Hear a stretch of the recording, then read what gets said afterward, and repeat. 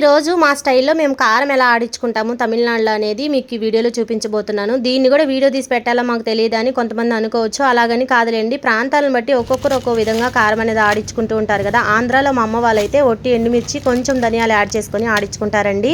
ఇక్కడ నేను చూపిస్తున్న ఈ ఇంగ్రీడియంట్స్ ఏమీ కూడా యాడ్ చేయరు, కానీ తమిళనాడులో చాలామంది ఈ ఇంగ్రీడియంట్స్ అన్ని యాడ్ చేస్తారండి. ఇంకా ఎక్స్ట్రా కరివేపాకు కూడా యాడ్ చేసుకుంటారు. నా దగ్గర అయితే అవైలబిలిటీ లేదు, అందుకని కరివేపాకు యాడ్ చేయలేదు. ఇంకా ఇక్కడ పసుపు కొమ్ములు చూపించాను కదా, అవైతే ఎండలో పెట్టుకునేటప్పుడు వాటిని ఎండలో పెట్టకూడదండి. మిగతా ఇంగ్రీడియంట్స్ అన్నీ కూడా ఎండుమిర్చితో కలిపి ఎండబెట్టుకొని ఇంకా కారం పట్టించుకునేటప్పుడు అయితే పసుపు కొమ్ముల్ని యాడ్ చేసుకోవాలండి. ఇలాగ మెత్తగా కారం పట్టించుకోవాలి. చూసేకి అలా ఉంది, కానీ కారం చాలా కలర్ఫుల్గా ఉందండి. ఇంకా టేస్ట్ వైజ్గా కూడా చాలా బాగుంటుంది.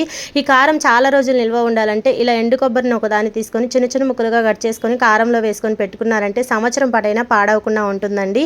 ఈ టిప్ కనుక మీకు నచ్చితే లైక్ చేయండి. అలాగే మన ఛానల్ని ఎవరైనా ఫస్ట్ టైం చూస్తుంటే ప్లీజ్ సబ్స్క్రైబ్ చేయండి. బాయ్.